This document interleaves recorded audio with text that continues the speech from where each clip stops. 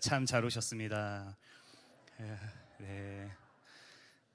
다시 한번 인사했으면 좋겠습니다. 오늘 밤 성교의 영이 임하십니다.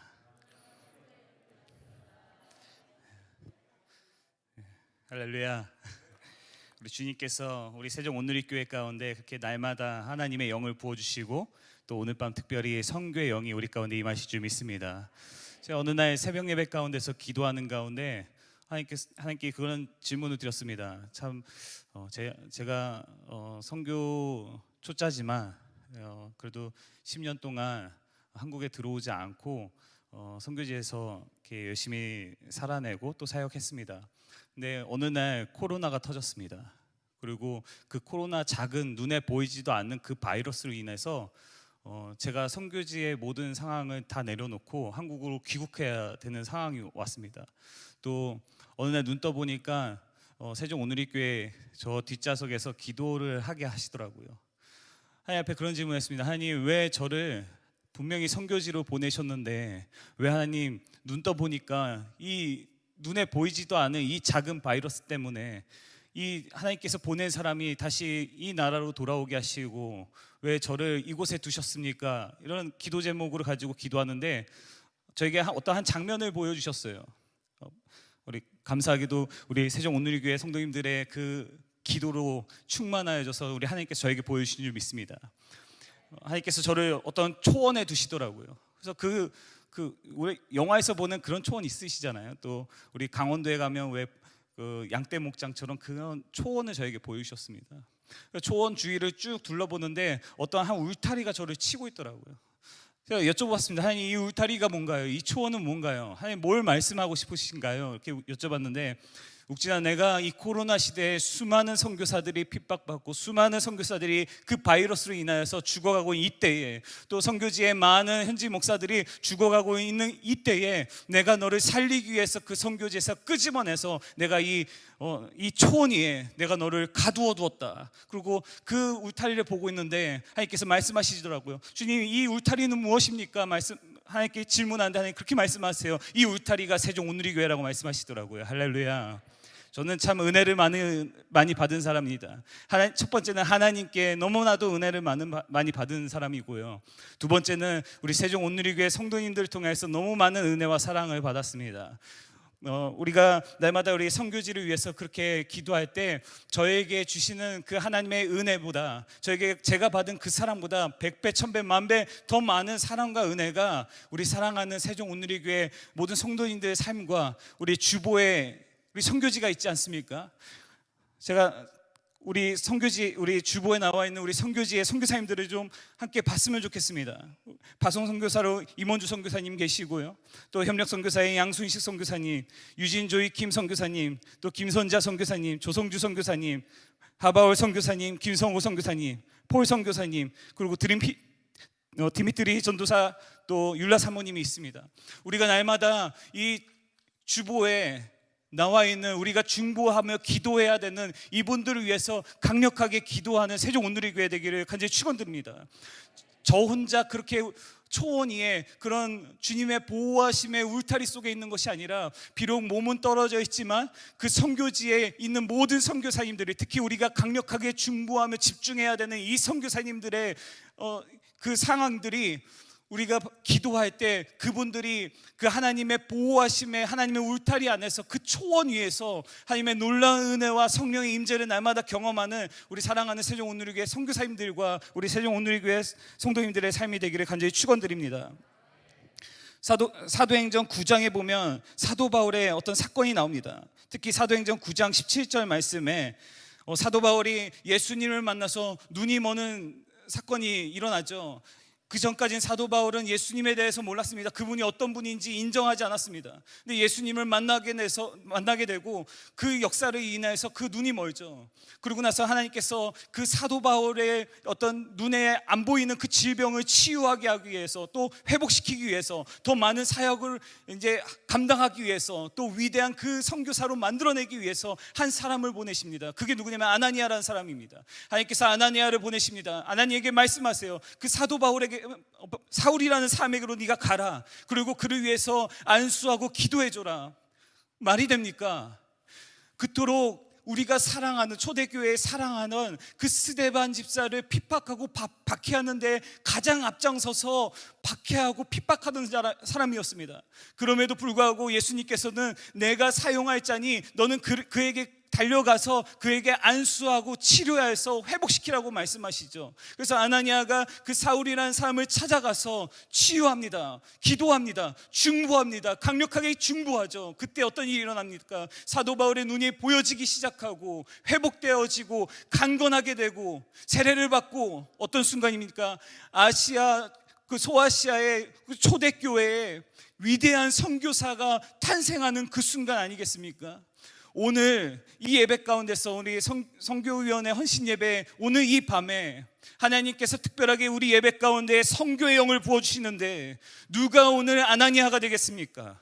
우리 모두가 주님 오늘 기도하는 가운데 우리에게 아나니아에게 부으셨던 그 하나님의 특별한 영적 감동이 우리 모두에게 임하게 하여 주시옵소서. 우리가 세계 선교지를 위해서 기도하고 선교사님들을 위해서 기도하고 특히 세종온누리교회가 지원하고 또 기도하는 이 선교사님들을 위해서 기도할 때 우리 모두는 아나니아가 되게 하시고 우리 기도하는 선교사님들은 이젠 사울에서 바울로 변화됐던 것처럼 모든 선교사님의 삶이 바울이 되는 역사가 일어나게 하여 주옵소서. 우리를 통하여서 선교지가 변화되고 또 선교지의 교회들이 변화되고 그 원주민들이 변화되어서 주님께로 돌아오는 역사가 일어날 수 있도록 주여 역사하여 주옵소서. 그렇게 기도했으면 좋겠습니다. 오늘 누가복음 24장의 17절 말씀에는 엠마오로 내려가는 두 제자에 대해서 이야기가 나옵니다. 근데 그들의 어떤 상태를 좀 주목했으면 좋겠습니다. 그들이 예수에 대한 이야기를 나누는데 그들의 어떤 얼굴의 모습을 보십시오. 예수께서 이르시되 너희가 길 가면서 서로 주고받는 하는 이야기가 무엇이냐 하시니 두 사람이 슬픈 빛을 띠고 머물러 서더라. 그들은 분명 예수에 대한 이야기를 하고 있었습니다. 예수의 제자들이거든요. 예수님께서 어떻게 사역하셨는지, 어떤 위대한 일을 보이셨는지, 또 그 십자가에서 행하신 일들을 그들은 잘 알고 있습니다. 그리고 보았습니다. 경험했습니다. 그럼에도 불구하고 그들이 예수님께서 그렇게 살아나시고 눈에 보이지 않자 그렇게 십자가에 돌아가시자 그들의 모습은 어떻습니까? 슬픈 그슨 어떤 빛을 얼굴을 보이고 있습니다. 그들의 어떤 상황과 그들의 마음이 나와 있는 가장 중요한 포인트인 거죠. 믿지 않은 것입니다. 예수님께서는 분명 자신이 부활한다고 부활의 생명을 말씀하셨음에도 불구하고 부활의 어떤 복음을 말씀하셨음에도 불구하고 그 제자들은 믿지 않았어요. 분명 예수님을 경험하고 예수님에 대한 이야기를 들었음에도 불구하고 가르침을 받았음에도 불구하고 그들은 예수 그리스도에 대해서 믿지 않았던 것이죠. 만약에 믿었다면 그들의 얼굴은 어떻겠습니까? 주님 부활하셨어. 부활의 생명을 막 증언하고 간증하면서 너무나도 기뻐하지 않았겠습니까? 하지만 그들의 얼굴을 보면 그들의 마음 상태가 보이죠. 그들이 슬픈 빛을 띠고 머물러 서더라. 그래서 예수께서 엠마오로 가는 그 제자들에게 나타나셔서 어떤 이야기를 들려주십니까? 27절부터의 말씀을 보면 모세와 모든 선지자의 글로 시작하여서 모든 성경에 쓴 바 자기 곧 예수에 관한 것을 자세하게 설명하시기 시작하십니다. 그리고 예수님께서는 예수 그리스도를 통한 하나님의 구원과 약속의 말씀을 그들에게 전하시죠. 하나님께서 말씀하시면 성취되는 것입니다. 할렐루야. 하나님의 말씀은 성취되는 것이에요. 사람이 말하면 성취가 되지 않습니다. 될 수도 있고 되지 않을 수도 있습니다. 예를 들어 보겠습니다. 제가 이거 청년부에서도 잠깐 나눴던 이야기였는데 제가 누군가의 여기 계시는 성도님들 중에 제가 한 분께 다음 주에 제가 저녁을 사겠습니다 약속을 했습니다. 그럼 이루어질까요? 안 이루어질까요? 네, 이루어지겠죠. 네, 저는 약속을 지키는 사람입니다. 반드시 밥을 사야 됩니다. 그래도 나름 목사이지 않습니까? 거짓말하면 안 되겠죠. 그 밥을 사려고 정말 무진장 노력하겠습니다. 하지만 제가 길 가다가 혹시나 교통사고가, 저는 밥을 사려고 사는 사람이지만 혹시나 저의 마음과 어떤 상황에 의도치 않게 제가 교통사고가 났습니다. 그래서 병원에 입원했죠. 사람의 상황과 환경은요 얼마든지 바뀔 수 있어요. 무슨 말씀을 드리냐면 사람은 신뢰의 대상이 아니라는 것입니다. 우리는 말로 이야기하지만 이루어질 수도 있고 이루어지지 않을 수도 있습니다. 하지만 우리 주님은 신뢰의 대상이시죠. 주님께서 말씀하시면요 이루어지는 것입니다. 반드시 이루어지는 것이에요. 알파와 오메가가 되시며 모든 시 공간을 초월하시는 그 주님의 말씀은요 반드시 실현되고 성취되는 것입니다. 할렐루야. 우리가 세종 온누리교회 모든 성도인 삶 가운데 선포되는 모든 주의 말씀은 이미 성취된 줄 믿습니다. 구원은 성취되는 것이에요. 그래서 그렇기 때문에 우리가 어떤 문제 앞에 또 어떤 사건 앞에 좌절하거나 너무 문제에 집중하지 마십시오. 그게 때로는 시간이 걸리고 때로는 우리가 기다려야 되지만 그 약속은요 반드시 이루어지는 것입니다. 주님은 반드시 그 약속을 성취하시는 분이세요. 그저 우리가 해야 될 것은 기도하며 주님을 소망하며 바라며 기도하는 것이 우리의 역할인 줄 믿습니다. 기도하는 자들에게 반드시 하나님께서 응답하시고 성취하실 줄 믿습니다. 예수님께서 약속의 말씀을 그들에게 전파하실 때에 그 엠마오로 가는 그 제자들에게 전파하실 때 그들의 어떤 상태가 어떻습니까? 마음이 뜨거워져서 예루살렘과 제자 및 그들과 함께하는 자들에게 가서 예수께서 행하신 일들을 전하지 않습니까? 예수님께서 그들에게 하신 말씀들을 너무나도 그 마음이 뜨거워져서 막 전하기 시작합니다. 우리 모두가 날마다 예수님께서 우리 삶 가운데 행하신 일들을 날마다 전하고 증인된 삶을 살아가는 우리 모두 되기를 간절히 축원드립니다. 바로 이렇게 우리가 세계 선교지와 선교사님들을 위해서 기도할 때 어떻게 기도해야 되겠습니까? 우리 엠마오로 내려가던 그 제자들처럼 우리가 그렇게 기도했으면 좋겠습니다. 주님, 엠마오로 내려가는 그 제자들에게 주님께서 만나 주셔서 그들의 날씨 그때는 어두웠지만 예수를 만나고 나서 그들의 마음이 뜨거워져서 그들이 만나는 모든 사람들에게 뜨거운 그 마음을 가지고 복음을 담대히 전했던 것처럼 주님, 우리가 기도할 때 세계 선교지의 각 처소에 있는 선교지 교회와 현지 목사님들과 선교사님들 가운데 마음이 뜨거워져서 전에는 두려운 마음에 복음을 전하지 못하는 상황이었다면 이제는 뜨거운 마음에 담대히 주의 복음을 전하게 하여 주시옵소서. 우리가 그런 기도를 하기 원합니다. 그 다음에 예수님께서 또 다른 제자들을 만나주세요.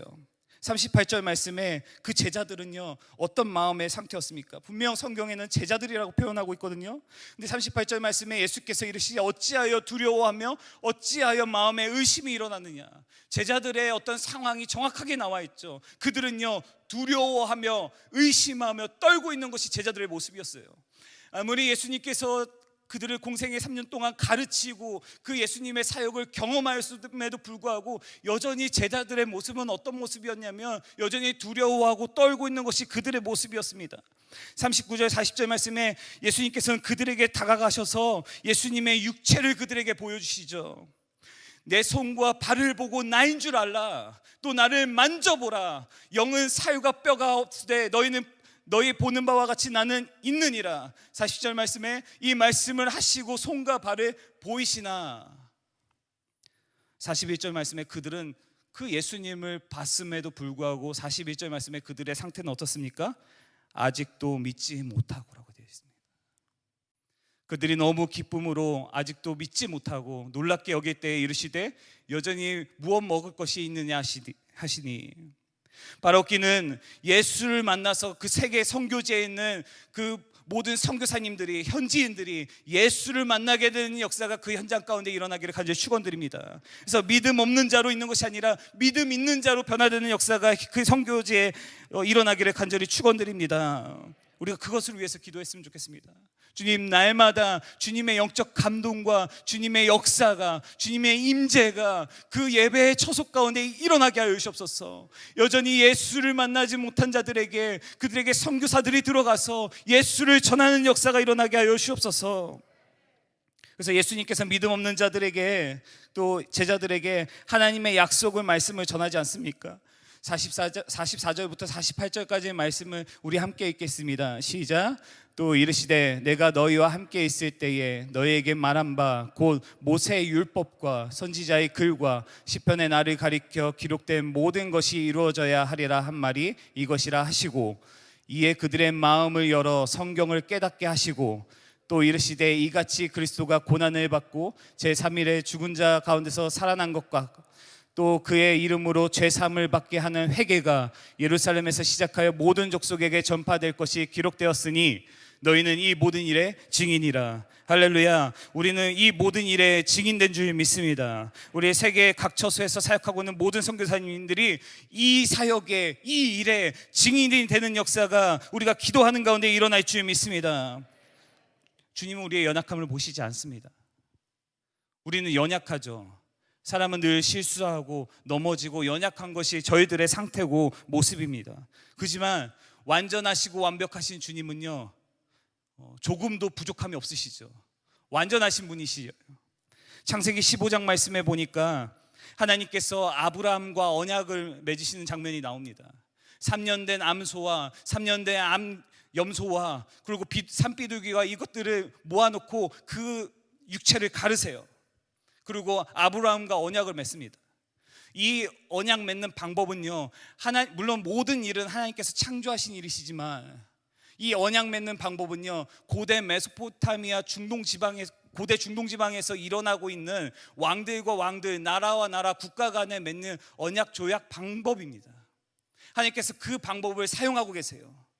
그런데 국가와 국가, 왕들과 왕들과의 언약을 맺을 때는 서로가 그 재물에 찢어둔 그 육체 사이를 지나가는 것이 이들의 언약 방법입니다. 이 뜻은 무엇이냐면 이 사이를 걷는 자들 중에 만약에 이 언약을 어길 시에는 반드시 이 찢어놓은 재물처럼 너도 반드시 죽이리라는 것이 언약에 어떤 담겨져 있는 뜻입니다. 근데 하나님께서는 그들과 조금은 다른 방법을 사용하고 계세요. 무슨 뜻이냐면 사람과 사람, 국가와 국가, 왕들과 왕들 간의 거래를 할 때, 이 약속을 할 때는요, 서로가 이 사이를 지나가면서 약속을 합니다. 하지만 창세기 15장 말씀에 보면요, 서로가 걷지 않습니다. 그 재물 사이를 걷는 자는 하나님 한 분이세요. 왜냐하면 하나님은 우리의 연약함을 아시거든요. 그 약속을 못 지킬 거 알아요. 청년들하고 90일 성경 통독을 합니다. 우리가 90일 동안 시간을 정해서, 장소를 정해서 말씀을 꾸준히 잘 읽어보자, 집중해서 우리가 함께 하나님의 말씀을 읽자라고 이야기합니다. 근데 저도 그렇고요, 우리 청년들도 그렇고요, 가끔 일주일 동안 못 읽다가 한꺼번에 읽을 때가 있어요. 갑자기 카톡 하면서 갑자기 한 사람이 여러 개의 말씀 은혜를 막 올릴 때가 있습니다. 혹시 90일 성경 통독하시는 분들 중에 그런 분 혹시 계신가요? 저희들만 그런가요? 만약에 하나님과 그 말씀에 대한 언약을 맺는데, 만약에 하나님만 그 사이를 지나다니는 것이 아니라 우리들도 그 사이를 지나가는 언약을 맺었다면요, 저희는 반드시 찢어 죽어야 됩니다. 하나님 우리의 연약함을 아세요. 그 사이를 서로가 걷는 것이 아니라 하나님만 걸으세요. 그리고 우리한테 약속하시거든요. 내 반드시 이루실 것이라고. 그저 우리에게 하나님께서 원하시는 것은 우리 삶 가운데 오늘도 넘어지고 내일도 넘어지고 여전히 연약한 삶 가운데 우리가 살아가고 있지만, 하나님께서는 다시 우리가 주님 앞에 나오길 원하시는 것, 그거 하나입니다.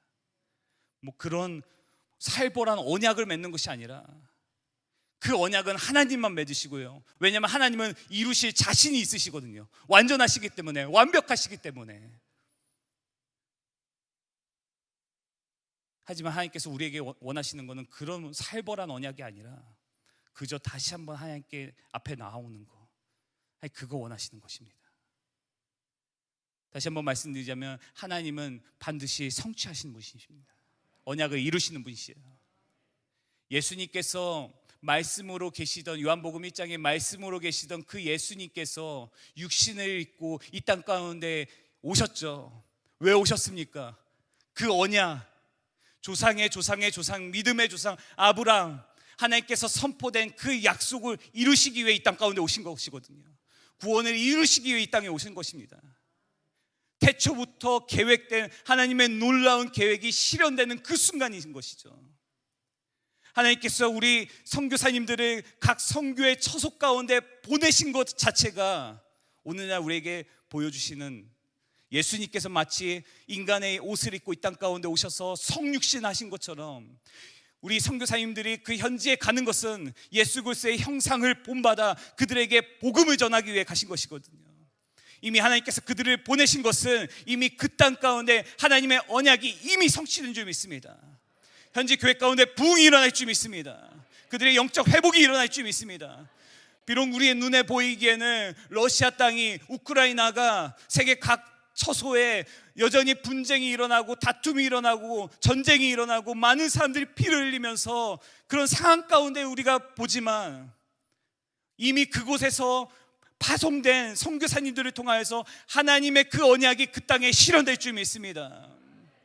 엠마오로 내려가던 그 제자들은요, 뭘만 바라봤냐면요, 그저 십자가에 달려 돌아가신 그 예수님만 바라본 거예요. 그저 예수 그리스도의 시체만 바라봤습니다. 근데 우리가 바라봐야 될 것은 이미 부활하셔서 부활의 생명이 되시고 그 첫 열배가 되신 예수 그리스도를 바라봐야 할 줄 믿습니다. 우리 선교사님들을 통하여서 그 부활의 생명이 각 세계 처소 선교지 가운데 일어날 줄 믿습니다. 그리고 우리가 해야 될 일은 무엇인가요? 강력하게 기도해야 될 줄 믿습니다. 출애굽기에 보니까 아말렉과의 이 이스라엘 백성이 아말렉과의 전투를 벌입니다. 위에서는 모세가 손을 들고 막 기도를 하죠. 모세가 손을 들고 막 기도를 하면 전쟁에서 이기는 것이 눈에 보입니다. 모세가 힘이 빠져서 손을 내리면 지는 것이 눈에 보이거든요. 중보의 기도가 이만큼 강력한 것입니다. 우리 선교지 현장 가운데 선교사님들이 죽고 사는 거, 교회들이 죽고 사는 거, 우리 기도에 달려 있습니다. 선교사님들은 다른 거 먹고 사는 거 아닙니다. 선교사님들은 여러분들의 기도를 먹고 사는 것이거든요. 그들의 생명과 그들의 존폐는 우리에게 달려 있는 것입니다. 그런 믿음으로 우리 선교사님들을 위해서 기도했으면 좋겠습니다. 오늘 그 모세의 손을 드는 모세가, 누가 모세가 되겠습니까? 또 모세가 힘이 빠져서 손이 떨어질 때 옆에서 아론과 훌이 그 팔을 떠받치지 않습니까? 오늘 누가 그 아론과 훌이 되겠습니까? 바라기는 우리가 오늘 세계 선교지를 위해서 우리 파송한 선교사님들을 위해서 기도할 때, 주님, 내가 아나니아가 되겠습니다. 하나님, 내가 모세가 되겠습니다. 내가 아론과 훌이 되겠습니다. 우리에게 그런 중보기도의 영을 우리 가운데 부어 주시옵소서. 이곳이 그 영적 전투의 산꼭대기, 기도의 초소가 되기를 간절히 축원드립니다. 사도행전 2장에 보면 초대 교회가 세워지기 전의 모습이 나옵니다. 그 제자들의 모습은 어떤 모습이었냐면, 비록 예수님을 따르던 그 무리였지만 예수님께서 십자가에 돌아가시고 나서 물론 약속하셨지만 그들은 두려움에 떨며 마가의 다락방에 모여 기도하며 두려움에 떨던 그들이었습니다. 특히 사도행전 2장에 베드로의 모습이 나오는데, 베드로의 모습은 어떻습니까? 베드로는 연약한 자였습니다. 예수님께서 고난받으시던 날 밤, 예수님이 고난받으실 때 예수님을 3번이나 부인하던 자였습니다. 그렇게 부인하던 자였거든요. 이렇게 배신의 아이콘입니다. 그래서 우리나라 말에도 그런 말이 있죠. 머리 검은 거두지도 말라. 사람은 신뢰할 대상은 아닙니다. 우리가 오직 예수님만 신뢰하시기를 간절히 축원드립니다. 베드로는 그렇게 예수님의 사랑을 받았음에도 불구하고, 수제자였음에도 불구하고, 예수님의 그 위대한 사역을 다 봤음에도 불구하고 예수님이 고난받으시던 날 밤에 예수님을 3번이나 부인한 자였습니다. 그렇게 연약한 그 베드로를, 그 예수님의 제자들, 그 무리들, 예수님이 십자가에 못 박히실 때 다 어디 갔습니까? 베드로 어디 갔나요? 그 제자들 다 어디 갔나요? 그렇게 연약한 자들이 사도행전 2장에 오순절날 마가의 다락방에 그 120문도 가운데 주의 오순절날 주의 성령이 임재하실 때 그들의 모습은 완전히 바뀌는 모습이 사도행전 2장에 나옵니다. 성령의 불이, 그 영이 불의 혀같이 갈라지며 임할 때에 그들이 있던 그 자리를 박차고 나가서 방언으로 막 말하기 시작하지 않습니까? 사도행전 2장에 보면 그들이 방언으로 이야기하는데 다른 거 이야기하지 않습니다. 하나님을 전하기 시작하고 자랑하고 영광을 돌리기 시작합니다. 베드로의 모습이 나옵니다. 사도행전 2장 베드로의 모습은 그들에게 담대히 복음을 전하기 시작하죠. 그 전에 베드로의 모습은요, 그저 연약하고 도망자였습니다. 배신의 아이콘이었죠. 그랬던 베드로가 그 마가의 다락방 120문도 그 오순절날 성령의 기름 부심의 역사 이후의 베드로의 모습은 완전히 바뀌는 모습을 우리가 볼 수 있습니다. 우리 함께 말씀을 찾아볼까요? 사도행전 우리 38절 말씀 함께 보겠습니다. 38절 말씀 함께 읽겠습니다. 시작. 베드로가 이르되 너희가 회개하여 각각 예수 그리스도의 이름으로 세례를 받고 죄 사함을 받으라. 그리하면 성령의 선물을 받으리니. 39절. 이 약속은 너희와 너희 자녀와 모든 먼 데 사람 곧 우리 하나님이 얼마든지 부르시는 자들에게 하신 것이라 하고. 40절. 또 여러 말로 확증하며 권하여 이르되 너희 패역한 세대여 구원을 받으라 하니. 41절. 그 말을 받은 사람들은 세례를 받음에 이날에 신도의 수가 3천이나 더하더라. 할렐루야. 우리 성도인, 우리 사랑하는 세종오누리교회 선교사님들이 세계 각 처소에서 주의 성령으로 기름 부음을 받아 베드로와 같이 담대하게 주의 복음을 전할 때 이렇게 신도의 수가 3천인이나 되는 그 부흥의 역사가 선교지 가운데 부어지기를 간절히 축원드립니다. 우리가 이 일을 위해서 기도했으면 좋겠습니다. 우리가 이 일을 위해서 증인으로 부름받은 줄 믿습니다. 이 일을 위해서 우리가 기도자로 부름받은 줄 믿습니다. 이 일을 위해서 우리가 일꾼으로 부름받은 줄 믿습니다. 이 일을 위해서 우리 교회가 부름받은 줄 믿습니다. 그래서 세계 선교사님들이 베드로와 같이 성령을 받아 변화되기를 기도해 주십시오. 또 이제 곧 선교지로 나갈 또 저희 가정을 위해서 기도해 주십시오. 주의 성령이 날마다 충만하게 임재하는 가정 되도록 기도해 주십시오. 잠시 새벽 예배 때 잠깐 나눈 이야기인데 비행기에 실을 수 있는 짐이 한정되어 있습니다. 배로 많이 보냈으면 좋겠지만 배로 보낼 수 없는 상황입니다. 비행기로 실을 수 있는 짐이 한정되어 있어요. 2년 살다 보니까 짐이 꽤 많이 늘었더라고요. 그래서 회개도 많이 했습니다. 선교지로 나갈 선교사가 뭘 이렇게 많이 챙기면서 살았는지 정말 많이 회개하는 시간이 있었습니다. 짐을 싸는데 짐은 많고 쌀 수 있는 건 한정되고, 그래서 뭘 가져가야 되고 뭘 가져가지 말아야 되고 막 분류하는 그 작업 속에서 문득 하나님 앞에 그렇게 기도했습니다. 하나님, 제가 꼭 가져가고 가져가지 말아야 되는 것이 무엇입니까? 질문하는데 하나님 오히려 저한테 물어보시더라고요. 혹시 너 뭘 가져가기 원하니? 여러 개 중에 가장 너가 필요한 게 뭐니? 이렇게 물어보시더라고요. 내가 그 원하는 거 줄게 이렇게 물어보시더라고요. 네가 그걸 가져가 말씀하시더라고요. 제가 하나님께 그렇게 질문했습니다. 말씀드렸습니다. 주님, 다른 거 다 필요 없습니다. 지금이라도 이거 다 놓고 가라면 다 놓고 가겠습니다. 하지만 저에게 필요한 거 그 한 가지, 오순절날 주의 제자들에게 내린 그 성령을 나에게 부어주십시오. 그 성령이 나에게 필요합니다. 이 일을 위해서 기도해 주십시오. 아까 전에도 찬양의 가사가 참 저한테는 은혜가 많이 됩니다. 우리 강성미 집사님이 선곡을 너무 잘해 주셔가지고 저는 제 삶을 돌아보고 싶지 않습니다. 저희 가족들한테는 미안하지만, 저희 어머니께도 미안하지만 저는 그 일을 위해서 부르심을 받았습니다. 때로는 제 가족을 돌보지 못할지라도, 제 어머니를 돌보지 못할지라도 오직 예수만 바라보며 살아가고 싶습니다. 오직 인도네시아 땅 가운데 하나님께서 주신 그 영혼들이 제 가족이고 제가 구원해야 될 영혼들이며 내가 함께해야 될 사람이다라는 것을 그렇게 끝까지 포기하지 않고 그렇게 살아가고 싶습니다. 바라는 것은 목사님께서 오늘 말씀에도 하나의 미랄이 되어서 순교하라고 말씀하셨는데, 자이든 타이든 제가 순교를 당하든 아니면 주님 부르시는 그날까지 그 땅에서 아까 찬양의 가사처럼 내 생명을 거기다 묻든 제 코끝에 호흡이 멈추는 그 순간까지도 그곳에서 주의 복음을 전하는 자로 살아가고 싶습니다. 가장 필요한 건 주의 성령이며 두 번째 필요한 것은 성도인들의 기도입니다. 몇 분에게도 잠깐 나눴는데 선교지에 있으면서 저는 전에 선교지에서 한 10년을 살아갔습니다. 사역했어요. 근데 그때마다 이제 주위에 선교사님들이 뭘 좀 도와달라고 하면 그냥 저를 부르세요. 일부러.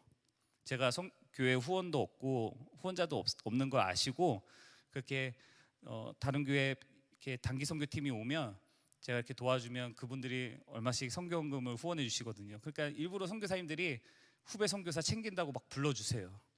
그러니까 같이 이렇게 사역하면 너무 부러울 때가 있었습니다. 왜냐하면 막 우리 선교사님 막 이렇게 얘기하시더라고요. 그때 몇 년 전인지 모르겠지만 정말 하나님 앞에 그냥 문득 서서 그렇게 기도한 적이 있습니다. 하나님, 저도 우리 교회를 주십시오. 저를 위해서 기도하는 기도자들이 필요합니다. 기도하는 자를 주십시오. 이렇게 기도한 적이 있어요. 근데 지금 눈 떠보니까 하나님 이루셨더라고요. 할렐루야. 우리 하나님은 우리의 기도를 들으시는 분이십니다. 이루시는 분이세요. 그러니까 우리 어느 기도 하나 땅에 떨어지는 것이 없습니다. 우리가 이곳에서 하는 모든 기도가, 우리 가정에서 하는 모든 기도가 주님 보좌에 상달되는 줄 믿습니다. 우리가 세계 선교지를 위해서 기도하지만 그 역사는요, 우리 가정에서도 일어납니다. 그거는 그냥 선교지에서만 일어나는 것이 아니에요. 베드로가 고백하는 이 말들 중에 우리 39절 말씀 잠깐 보겠습니다. 39절 말씀 함께 읽겠습니다. 시작. 이 약속은 너희와 너희 자녀와 모든 먼데 사람 곧 주 우리 하나님이 얼마든지 부르시는 자들에게 하신 것이라 하시고, 할렐루야.